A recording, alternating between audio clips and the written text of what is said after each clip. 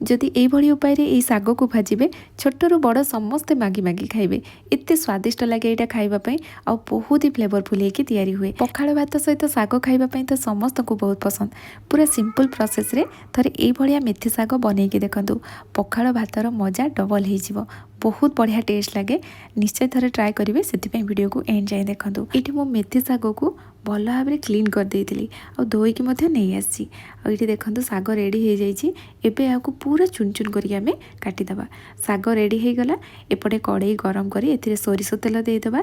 तेल भल भाव में गरम होगापर एथिरे मु बड़ी भाजी दूची। ये मुझे बड़ी नहीं सब बड़ी सागरे पकेबिनी किसी मु बड़ी चूरा करी एट ए टाइम सब बड़ी मु भाजी देती। बड़ीर कलर ये आसला या आम बाहर करनबा। आ जो तेलटा रहा ये आम साग भाजवा। तेल गरम अच्छी एबे आम ए हाफ छोट चामच सोरिष पकेबा। गोटे सुखिला लंका नहीं सुखिला लंका को मुझे खंडिया कर पकई।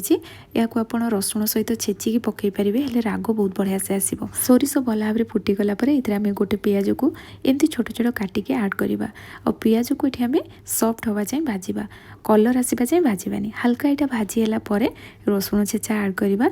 और रसुण छेचा पकईकी आ कि सेकेंड आम भाजिला ये आलू पकईवा। तो मु आलू को पूरा चुन चुन करके काटी देइतिली। अधिक बड़ रखबानी एमती पूरा छोट छोट करके आम काटिवा। आ ये मुझे साग नहीं से हिसाब से गोटे गिना आलू नहीं। आलू पड़े मेथी सागर ये खाइबापी बहुत बढ़िया लगे। ये बहुत सिंपल प्रोसेस रे मु तैयारी करछि। आपण माने भी एमती तैयारी करथुबे। तो ये देखंतु आलू पकेला परे एतरे मु स्वाद अनुसार लुण दे देली। या को कवर करी कि समय आम भाजीदेवा जमती आलूटा सीझी जीव। आलू सीझा भितर ना आमर पियाज रसुण ये सब जिनस भी देखिए बहुत बढ़िया से भाजी हो। आलू सीझीगला ये आम मेथी साग पकईदेवा।